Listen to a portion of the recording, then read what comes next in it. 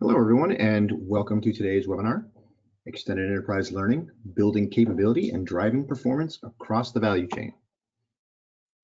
I am David Wentworth. I am the Principal Learning Analyst here at Brandon Hall Group, and I am joined by John Schrader, who is a Managing Principal with Latitude. John oversees product engagement and client care support efforts and is responsible for driving high levels of client satisfaction. He has over 20 years of experience in business-to-business consulting and leading implementation and account management efforts, as well as driving product development, customer education, and support activities. I would also like to extend a thank you to Latitude for sponsoring today's webinar. And before we let John tell you a little bit about Latitude, I will take a little time and talk a little bit about Brandon Hall Group. We are a eminent research and advisory firm, and we empower excellence in organizations around the world through our research and tools. Our vision is to inspire a better workplace experience. And we have world-class research, data, and expertise across all areas in human capital management. Currently, we have some open surveys. We have them in talking about recovering from COVID-19. We also have our second in a two-part survey set on diversity and inclusion, as well as our performance management and our talent management maturity studies. We'd love to hear from you. In exchange, you could receive a gift card, free research reports, and more. So to participate, you can visit our website at www.brandonhall.com. and you can click on Open Surveys. A couple of housekeeping items. We are recording the presentation. The playback will be provided to everyone within about 24 hours of the webinar in a follow-up email. You can also, if you like, download a copy of the presentation instantly in the handout section of the control panel. Also in that control panel, you'll see a question box. So if you have a question for us, please go ahead and use that box to ask us, and we'll keep an eye on those and try to answer any relevant questions, in real time. And we'll also have a little time at the end to answer any questions that we may have missed or anything that comes in at that time. I'll also let you know that if you have any questions directly about Latitude and what they do, and any product or services questions, we also have David Pregler, who's a managing principal and sales director with Latitude, is on the line to answer those questions in the question box for you as we go through. And so with that, I'm going to turn it over to John. He's going to tell us a little bit about Latitude. Thanks very much, David. Hello, everybody. We are excited to sponsor today's event. Again, I'm honored to be joined in the background by Jeff Walter, our president and current product manager for Latitude, as well as David Pregler, managing principal and sales director, who are part of the panel as well, and maybe a little more involved as we work through the presentation and into the Q&A portion of today's event. As a former Brandon Hall Excellence Awards recipient and solutions provider with over 20 years in this extended enterprise learning space, we understand the complexity of partner training and the importance of this discussion regarding challenges and opportunities.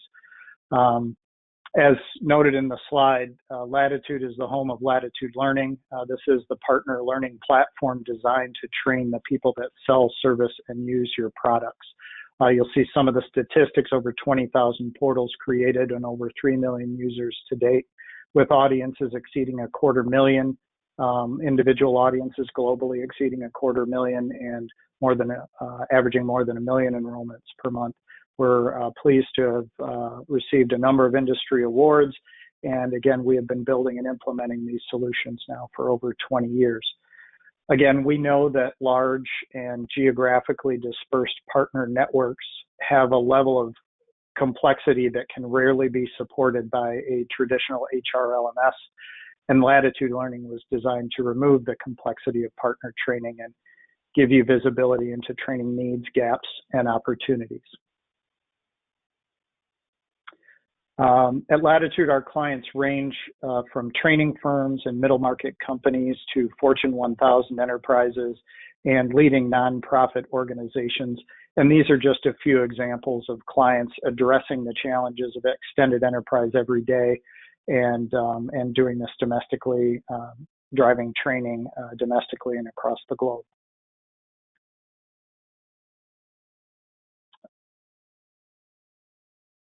We were honored to collaborate with Brandon Hall on their 2020 Extended Enterprise Learning Survey. In parallel, Latitude took the opportunity to engage in a concerted effort to sit down virtually, as you can imagine, with learning leaders focused on extended enterprise learning. These were generally 60-minute information sessions focused on challenges and opportunities, with about half of the participants representing leaders from OEMs across automotive, power sports, aircraft, heavy equipment, and more. And another 50% representing service and hospitality franchises, agencies, associations, and more. And we've had about 30 of these exchanges to date. And I think important to note, we have a lot of data of our own through our case studies, through our client experiences, but the vast majority of these are reaching out and having these fruitful discussions with other leaders in this space, and those are not existing clients of ours. Right, and I think that as we get into sort of what we're going to talk about throughout the course of the webinar, it's important to focus on those information exchanges. John's going to provide a lot of insights that they've gleaned from those conversations from organizations who are trying to tackle some of the challenges that we're going to bring up as we talk through the extended enterprise learning environment. So I'm going to start off by going through the results of our most recent, and this was a study that just closed out less than a month ago. So this is brand new data that we've got around the extended enterprise learning. And then John's going to go over sort of an overview of what all this means for organizations in different scenarios of how they could leverage the extended enterprise. And we're going into a little bit more detail about what the extended enterprise really is. And like I said, go over some of those use cases from the information exchanges. And of course, we'll wrap it up with some Q&A to get to any questions we didn't get to during the session. So with that, I'm going to just jump right into the research here, and just we'll include this as an appendix to the deck. But this study, like I said, was just completed last month. We're looking at results from about 330 different organizations, wide variety of industries, evenly split across small, mid-sized, and large enterprise organizations, just to give you a sense of what we're looking at here. And to start off, we ask companies just a general question, who are you delivering learning to? Are you delivering to, in-house employees, remote employees? Again, remember, this was taking place right during COVID times. It was just a couple months ago.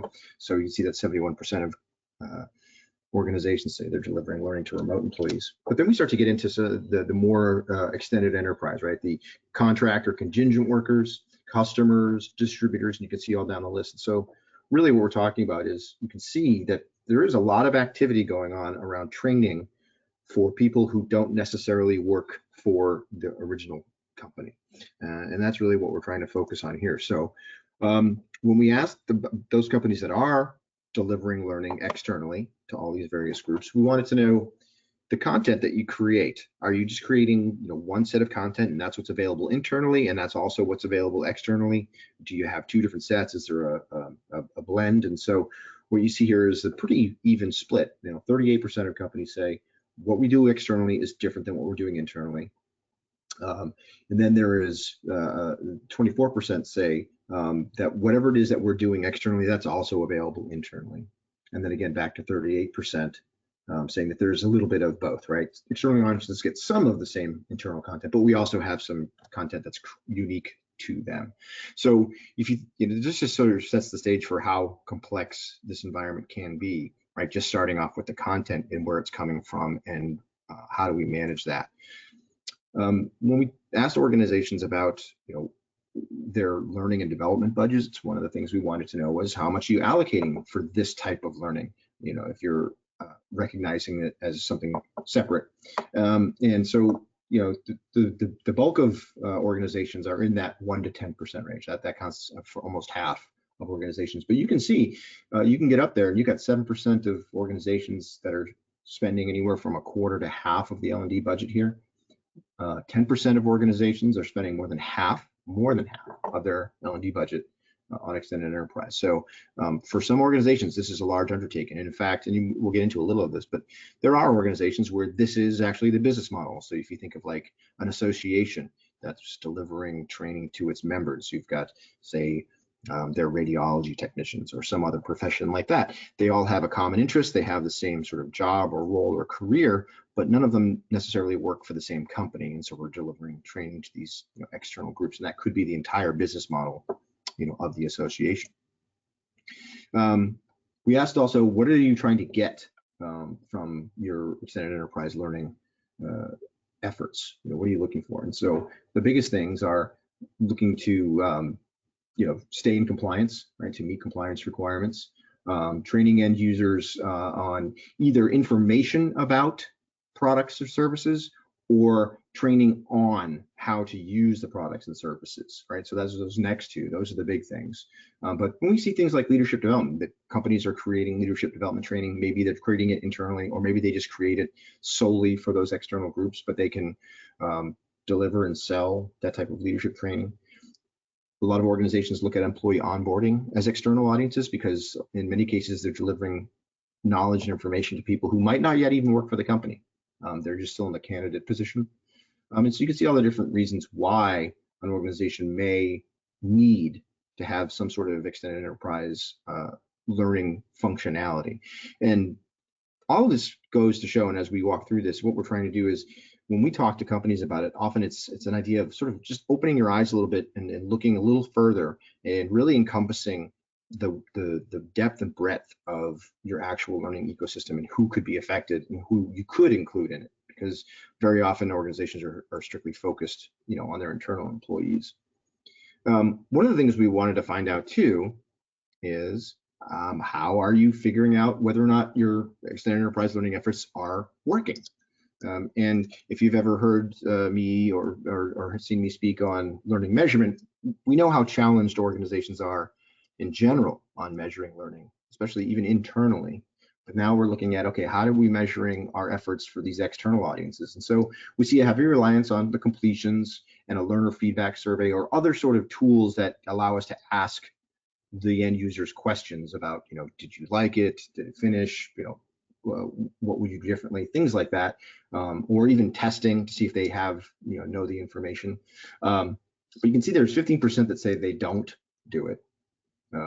And what we've found over time, you'll see as we talk about some of the challenges, it can be difficult because these people don't work for the company. And so it's hard to take a look in and do the types of strategic measurement that organizations like to do on their internal learning programs to see what kind of impact it's having on behaviors and performance and other outcomes. It becomes that much more challenging when we're looking outside of the organization. So the next thing we wanted to get into was what system are you using to deliver this? Do you use a technology platform to get to those audiences? And you can see some organizations have a very specific training platform for this that's not their LMS, but 62% say, we just use the LMS that we have to do it. Or they maybe have a SharePoint that they've opened up in some way. They might have an LCMS, which is a learning content management system, has some of the same functionality as an LMS to do it. But there's a lot of different ways that organizations can reach out to their customers. I mean, you can see the number 2 thing at 35%, even though it's a distant second, it's just straight up through a website, right? We're serving up this information through a website. And if you think about it, that's where it gets really difficult to track, anything about what's going on. You're simply making the training available, and then you really don't have any idea of how it's being interacted with or what's happening after the fact. So being able to have a platform that makes sense for you, and it doesn't mean that any one of these is better than the other. It really is about what your needs are, what you're trying to get out of the extended enterprise learning programs that you have, and what tools are best going to suit your needs. And that also boils down to what you're trying to deliver, right? And we see a lot of, and again, remember, this is just a couple months ago that this data was collected. Still, 63% of companies say that ILT is how they're delivering, or they at least use it, is how they you deliver training to these extended audiences. So in-person instructor-led training. But 60% say they use videos, and the 58% are using a webinar platform like this. But you can see all the different ways that companies are incorporating. So you think about it, this also feeds into what is our strategy, what kind of tools and technology do we need to execute on this if we want to provide one, some, all some kind of blend of these modalities to our audiences. What makes the most sense for each of those audiences? Who would best benefit from maybe ILT, and who might actually benefit more from mobile delivery, and how do we execute on that? So it's really important to think about that. The next stage of extended enterprise learning from our perspective is about revenue generation. And what we're finding is a lot of organizations do see this as an opportunity to generate revenue.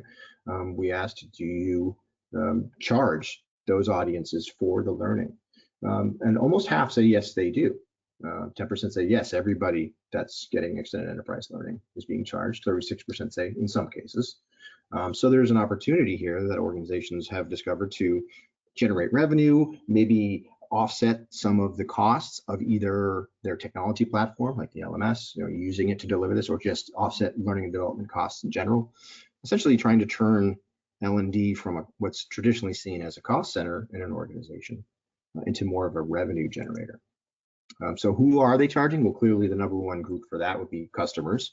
And that could be, a lot of different scenarios. I think we'll see that actually in some data here coming up, but there's a lot of different ways companies can charge customers for training. There's also those contract or contingent workers, right? People that don't necessarily work for the company. In-house employees, I think that's an interesting piece in here. Well, we wanted to keep that as a choice, because we see that sometimes interdepartmental chargebacks and things like that, where learning can recoup some of their costs by charging the different functions that are getting access to the learning. But you can see here just the different groups that are being charged to what extent for that extended enterprise learning. Now, as far as the how that I mentioned, it could be a subscription where the end user has subscribed to a series of training or learning events, or they could just do it a la carte by the course or content piece, which is the main way. 47% say that's how they do it. Or they could bundle things together, and 21% say they do that.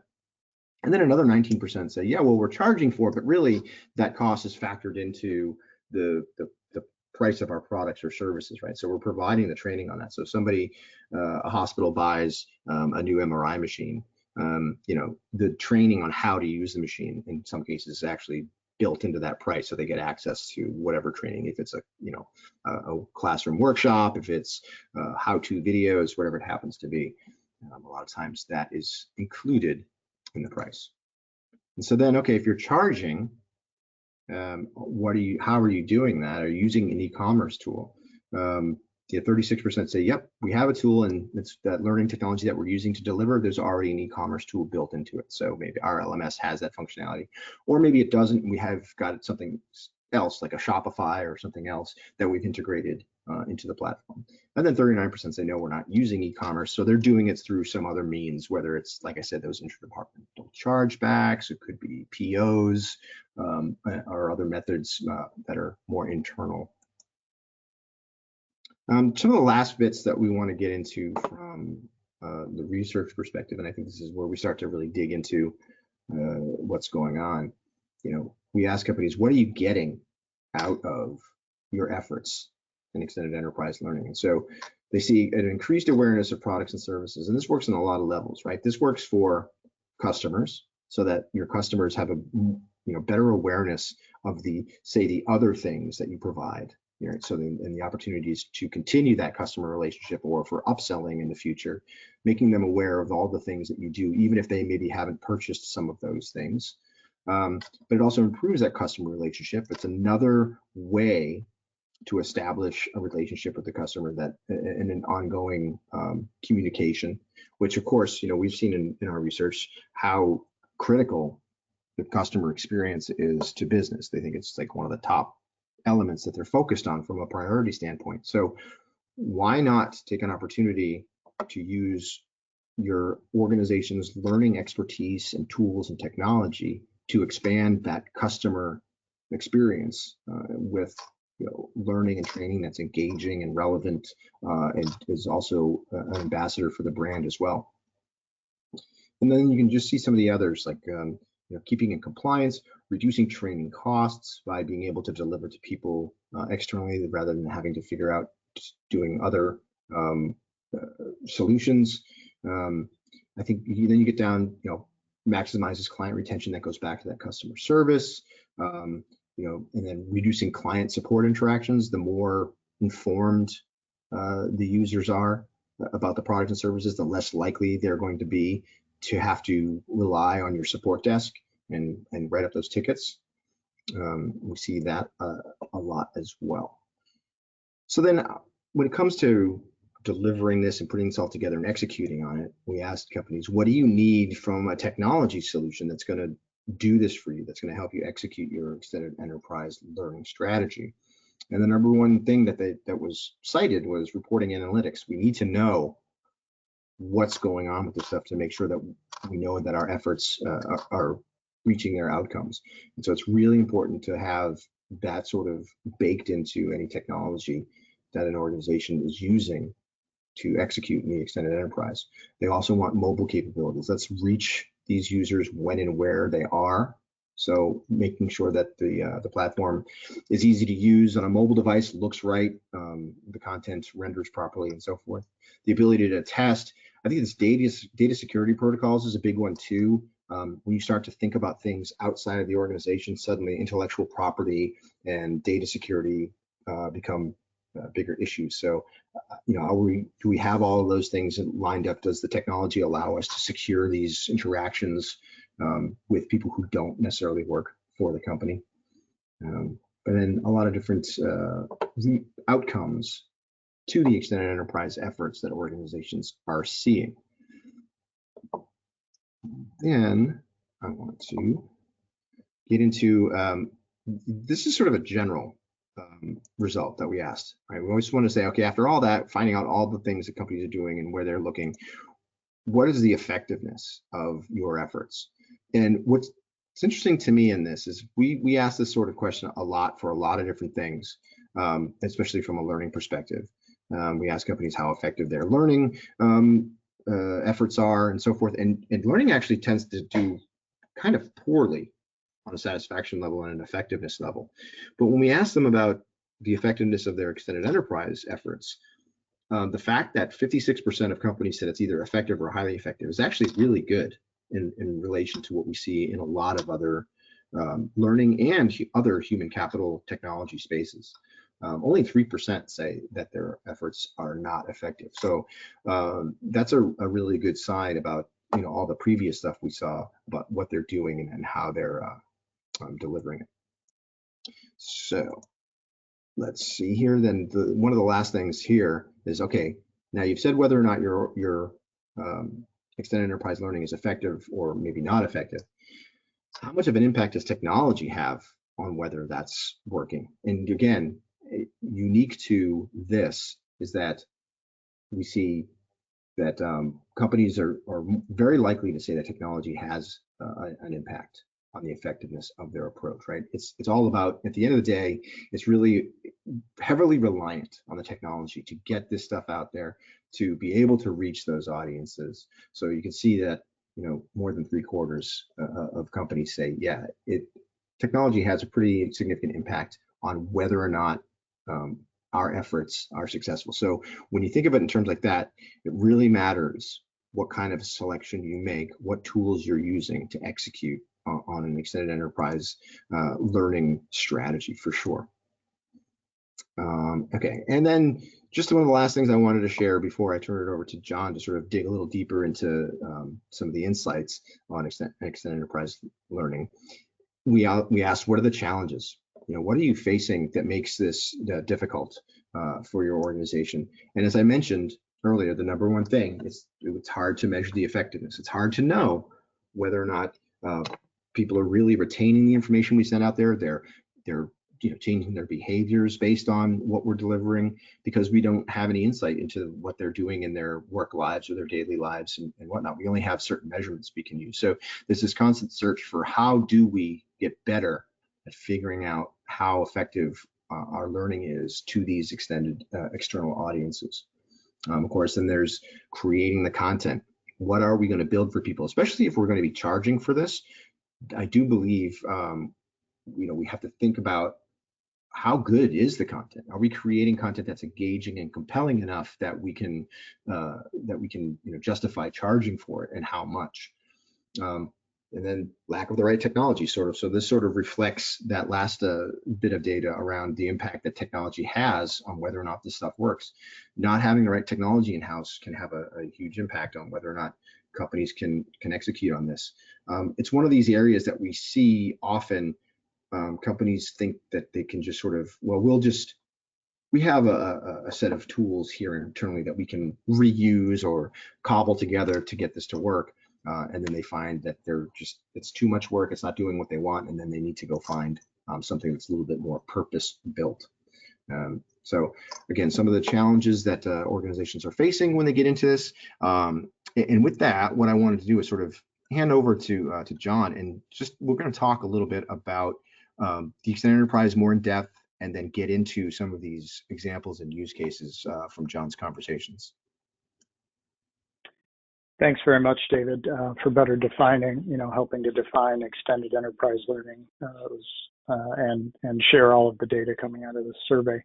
As you've seen in today's Brandon Hall survey results, you've seen so many references to the complexity and challenges of extended enterprise learning, with all of its components, its audiences, tools and technologies, content modalities, and more. And David, I know we've even discussed on occasion during the planning of this event that this isn't something where you can just take an internal training model or the solutions supporting your internal training and start to apply them externally. We'll be discussing that more, but I think it's always important to understand, the value of the extended enterprise is huge, right? I mean, it's measured in increased sales of your products and customer retention, increased compliance and partner engagement, as well as reducing costs in your network. And with nearly half of the respondents reporting the benefit of revenue streams directly tied to their extended enterprise training programs, it's surprising that budgets, resources, attention dedicated to extended enterprise are still as small, really, of a percentage of overall budgets as they are. And along with that, the commitment of personnel and content and technology often follows that. And at times, struggling partner training administrators are forced to simply extend existing internal approaches and technologies to support those complex partner networks. Next slide. So just a quick at a glance, the extended enterprise is complicated. Complicated enough when just taking into account the range of different relationships and communities and contributors that are part of this. And next slide. And this is compounded when adding just the first layer of some training challenges that are very common to this space. Things like incorporating brands and field organizations or training of both internal and external learners. These are large and complex networks of locations and audiences, typically with sophisticated certifications and skill-based learning needs.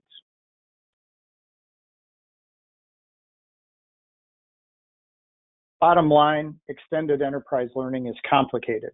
There are a wide range of challenges faced by learning leaders.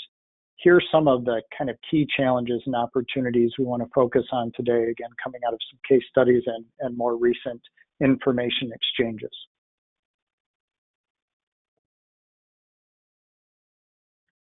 Brands. Not every partner sells or services all of your brands. It's critical that your partner training solution, that's the programs and the technologies, can effectively manage brand-specific training. Some basic considerations that still fail to appear in many solutions are things like the ability to have brands defined at the organization level, where products are sold and supported, or having brands defined at the course level, as well as the tools necessary to share or segregate content as required across those different catalogs and across those different organizations. To help illustrate this challenge, let me give you a global power sports manufacturer, one actually in growth mode during this pandemic as they are getting people outside. But this is an organization with over 20 global manufacturing locations, multiple R&D centers, over 3,000 dealers across 120 countries. They're supporting snow and off-road and on-road and cycles and boats, commercial and more, and shipping 400,000 units across 30 different brands. Their partner training solution supports 6 active audiences with 32,000 learners, and some of those audiences help illustrate this challenge. So their North American dealers are focused on their overall technical and sales programs. Their international dealers also share in some of that dealer technical and sales content. While another audience focuses on some technical content but has organization-specific information. This is their adventures group, focused on rentals and guided and unguided adventure use. And then there are suppliers really not focused on that product information, but more on policies and guidelines for suppliers. Other third parties like service technical schools, national accounts, etc. And then on top of that, an employee audience with access to all content available to the dealers, plus internal compliance and development training. So you can just, obviously sense the complexity in that, and the complexity of managing and extending those programs, extending that content as appropriate. Their goal is obviously driving certification-based training and consistency across the enterprise while navigating the reality of dynamic and really varying collections of brands from dealer to dealer and from audience to audience.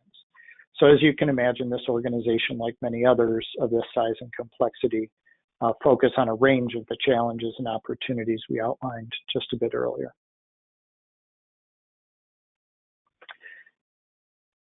Certifications and skill-based curriculums. In addition to typical coursework and knowledge assessments, partner training often includes a range of skill areas, levels of achievement, performance outcomes, and other complex requirements.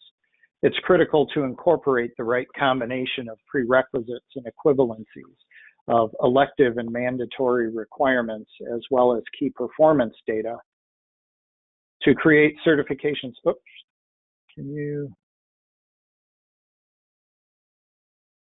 there we go.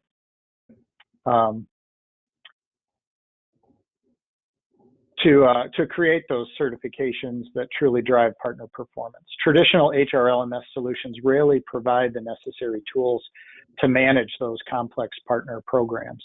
Again, to help illustrate this challenge, let's look at a global automobile manufacturer. This is an organization supporting a network of over 250,000 learners across tens of thousands of locations in 90 countries, and supported over a dozen languages.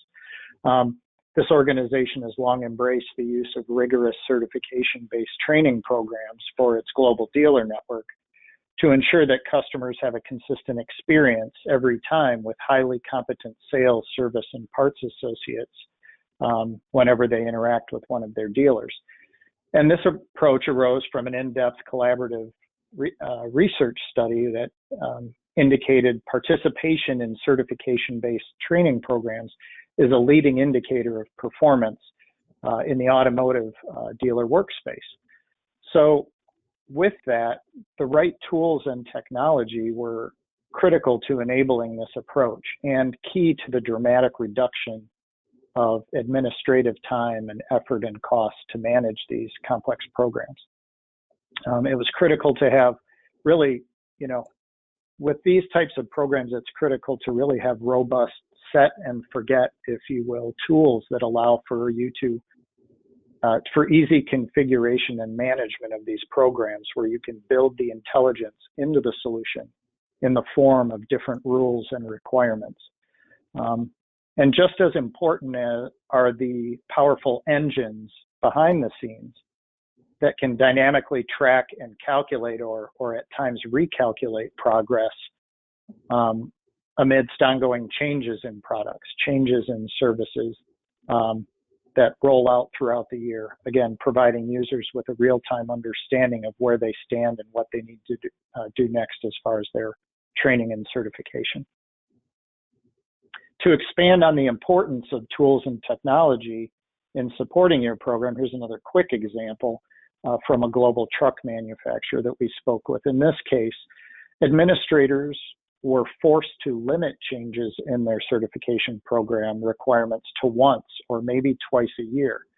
And this included straightforward business critical updates to content tied to new products or services that were being released to the market throughout the year. The issue was the system's inability to accurately and effectively incorporate changes in the programs and migrate learners to the new sets of requirements. These programs were largely treated as snapshots and were not dynamic as different product and service requirements changed. So when we spoke to them, they had already been using these very difficult workarounds for 6 to 7 years and still had 2 years left with their existing technology provider. And even more to our amazement, this was a recurring theme across a range of OEMs that we interviewed during just this first wave of our information exchanges. And ironically, what many may consider as one of the market leaders in learning technology was actually coming up short in its architecture and the engines needed to support these complex certifications.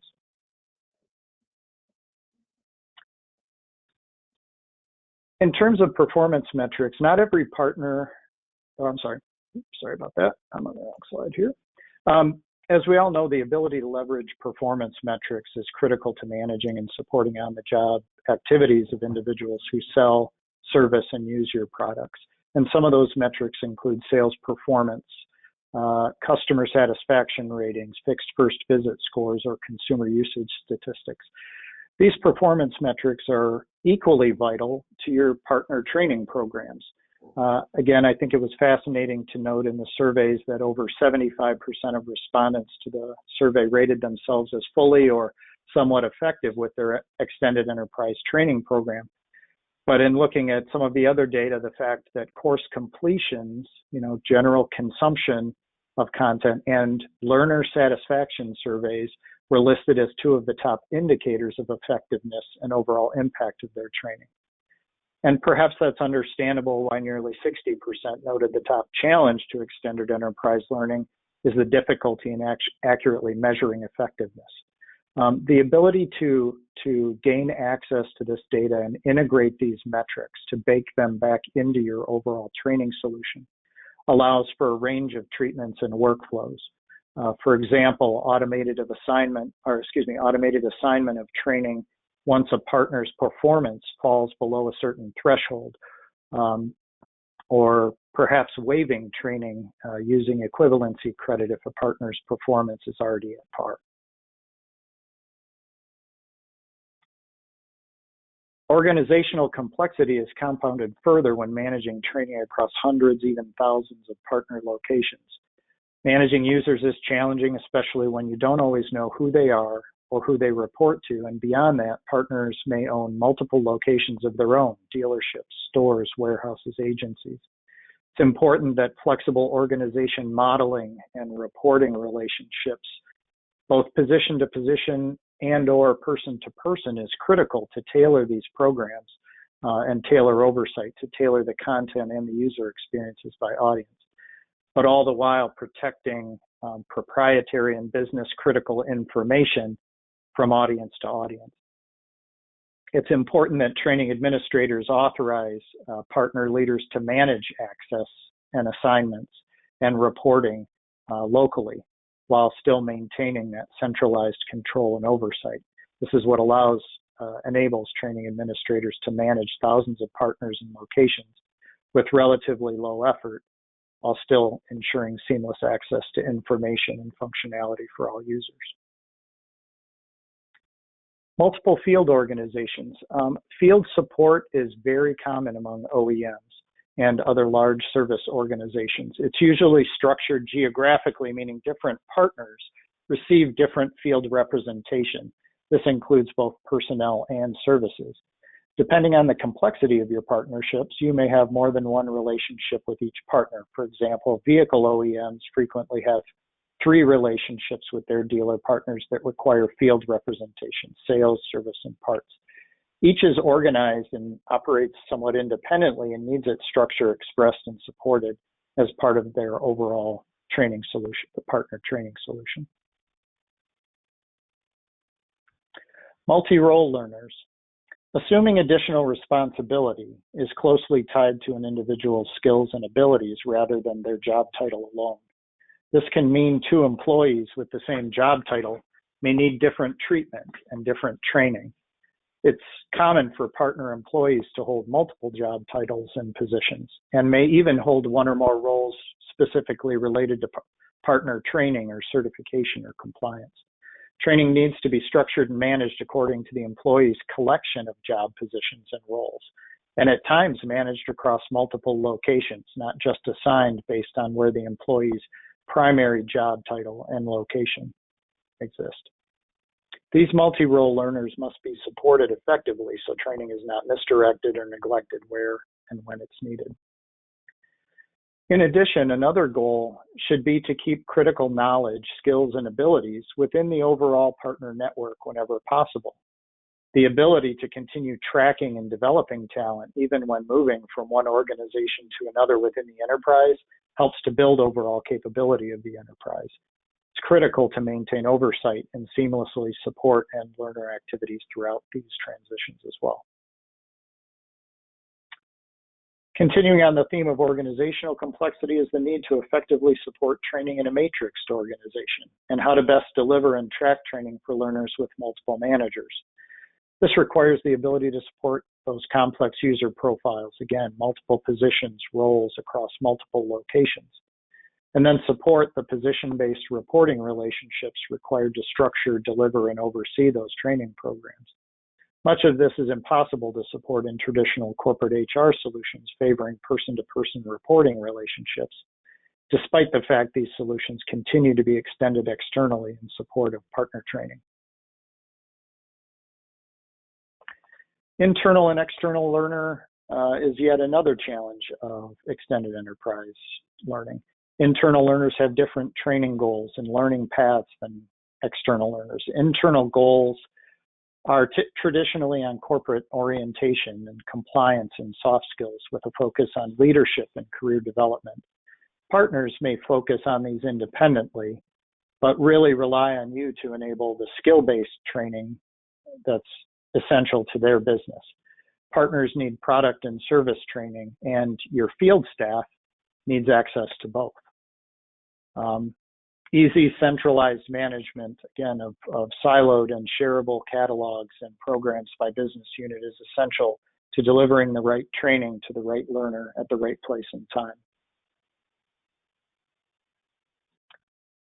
Partner training administrators often have difficulty managing learner communities due to data accuracy and the need for manual intervention in maintaining personnel and profile information for these communities.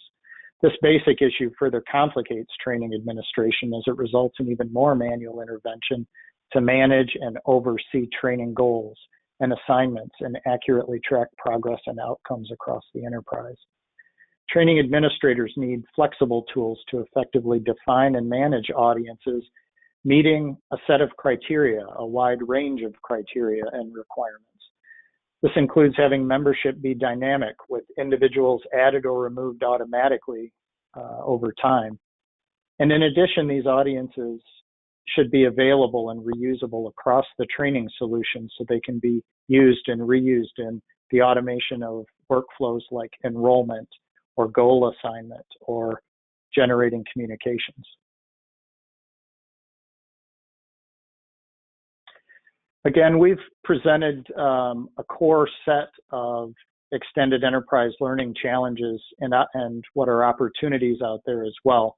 Anticipated later this year is an expanded write-up on some outcomes from case studies and more of these information exchanges, including additional inquiries that are raised during these conversations. And these are some of the different areas that we're inquiring as we're sitting down with these individuals. So with that, David, thank you, and I'll hand that back to you. Sure, thank you. And I really appreciate you sharing these conversations. This is what we try to do here at Brandon Hall Group as well. try to get a feel for what's going on in real time in organizations that are dealing with this. And I think what you've shown is just that, we use this sort of catch-all term, extended enterprise learning, to cover all of this, but it's such a wide breadth of scenarios and environments, and it could be many of them all at the same time, as you've pointed out. And so there's a lot of things to take into consideration when you're working through your strategy and what tools you're going to use to execute on this. So I really appreciate you sort of bringing those all to light. I think just sort of to kind of wrap it up and to tie it all together, clearly there's opportunity when we think about extended enterprise learning. This increased sales. I think, one of the things you brought up earlier, John, was this, knowing that some of your partners will probably be selling different brands. And I know that, a lot of your examples are in the automotive motorsports world. And back many years ago in a previous life, I worked sales for a motorsports dealership, and we sold multiple brands. And I know firsthand that if I had a better knowledge and understanding of the models that were being sold by one brand over another, it was easier for me to sell those. If the training was good, I knew more about that product, and I was more likely to talk more about it, to recommend it, because I knew more about it.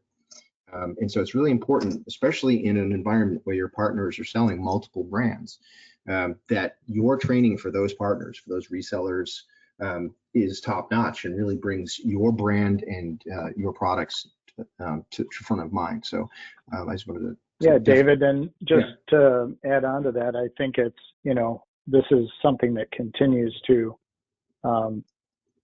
increase in importance, because the frequency, not just automotive, not just power sports, any of these, but in so many different industries, right?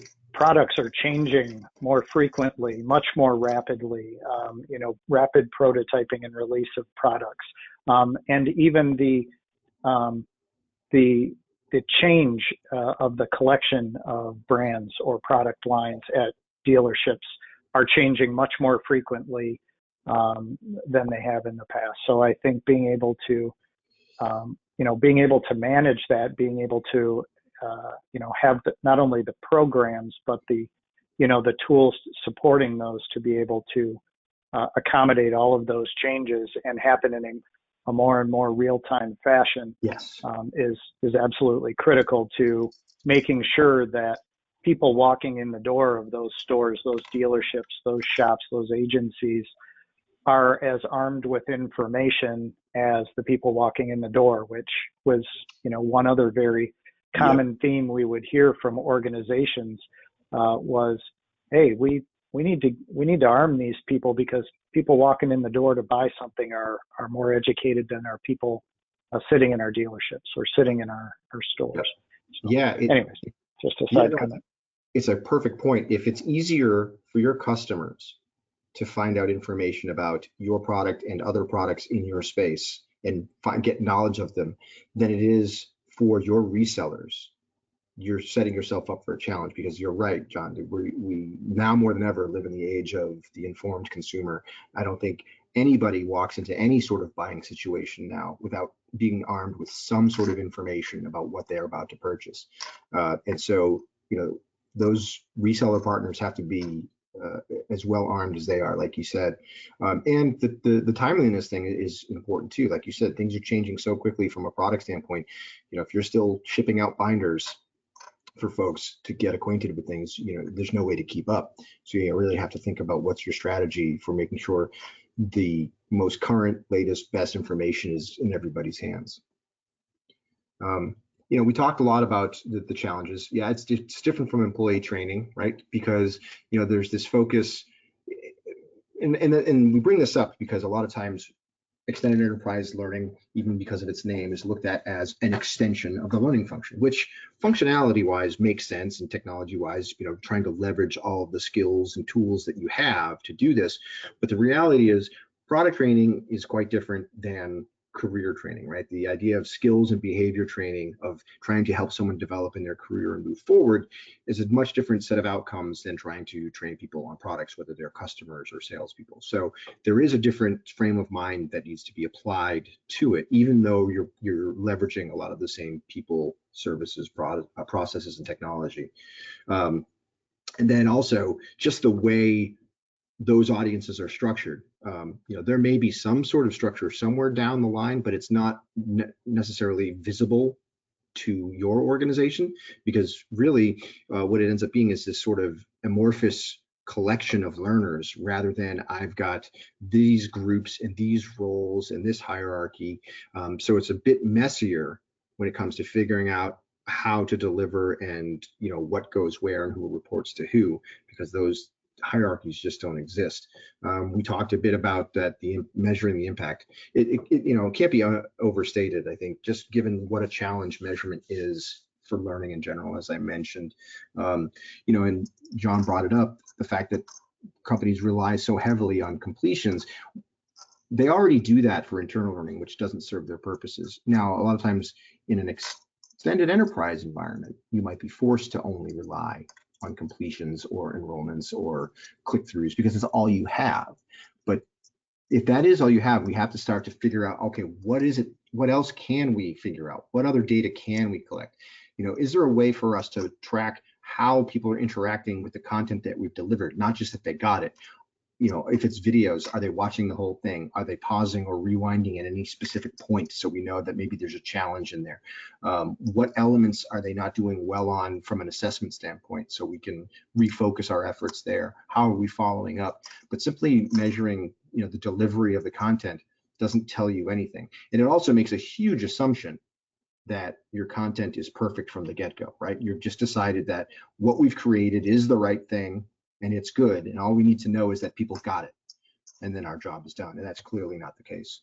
And then, of course, that all bleeds into the technology piece, right? So what are we using to deliver this?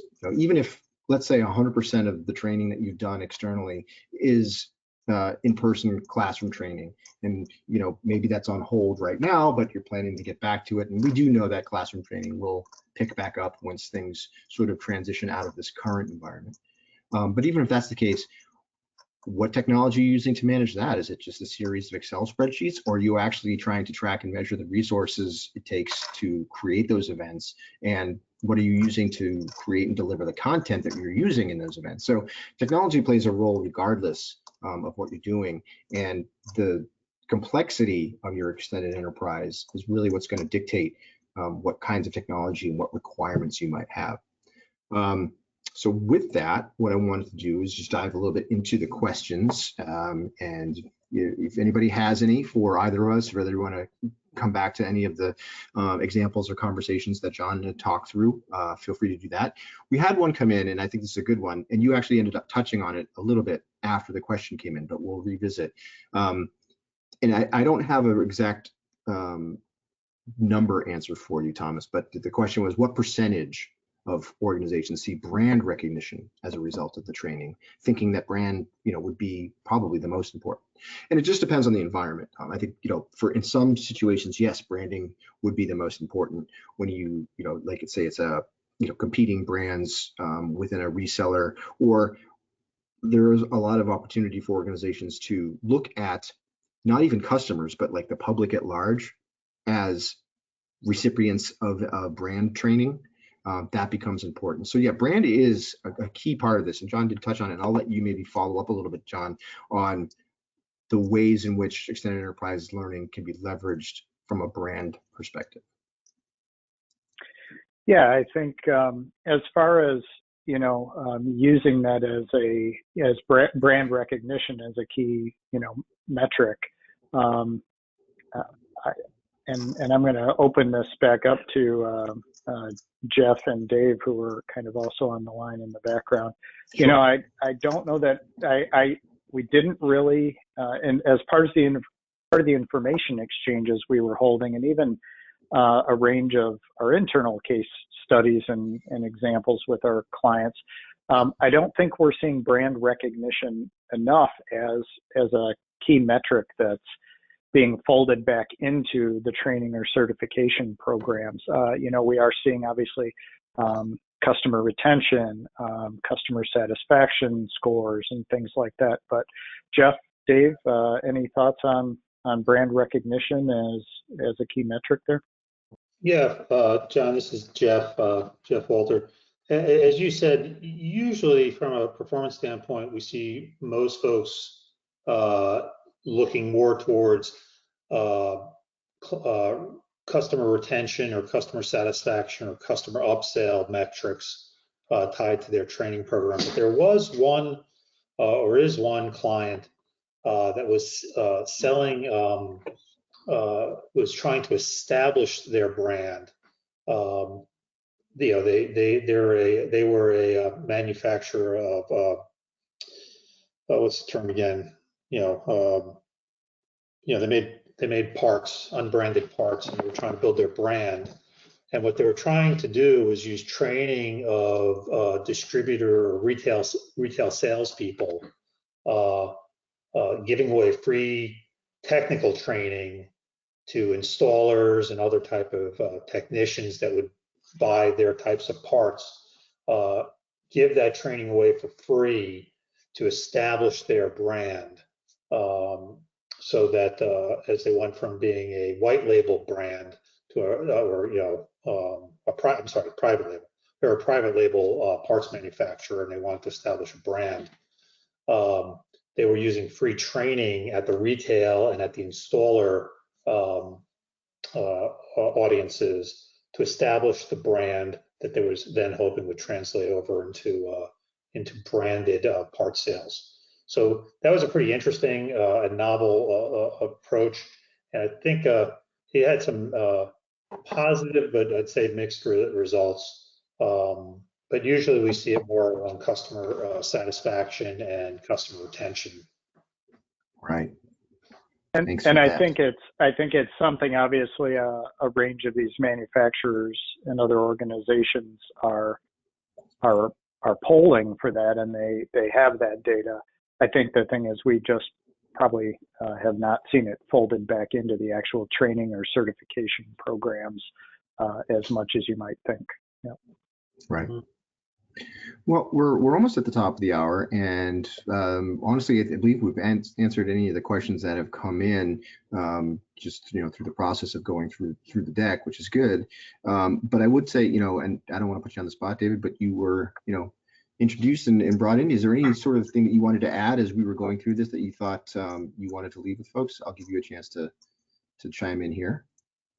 No, I think the material, both from the data perspective that you guys gathered and the information exchange that we were able to have, really just speaks to the complexity of the environment and the need for organization in general as they look at it, how they get best delivered, and finding the right approaches and content and technology and commitment that are going to help you deliver it. So I again thank you for the opportunity, but it was a great set of information across the board.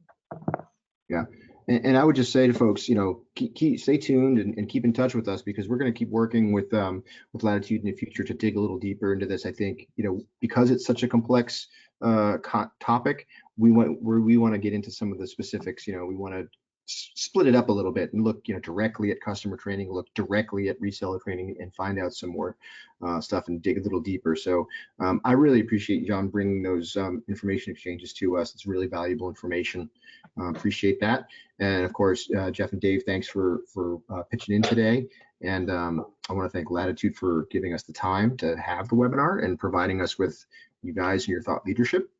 And of course, to the audience for joining us today. I appreciate that. So thanks, everybody. And we hope to see you on another webinar real soon. Thanks very much, David. Thanks, everybody. Take care.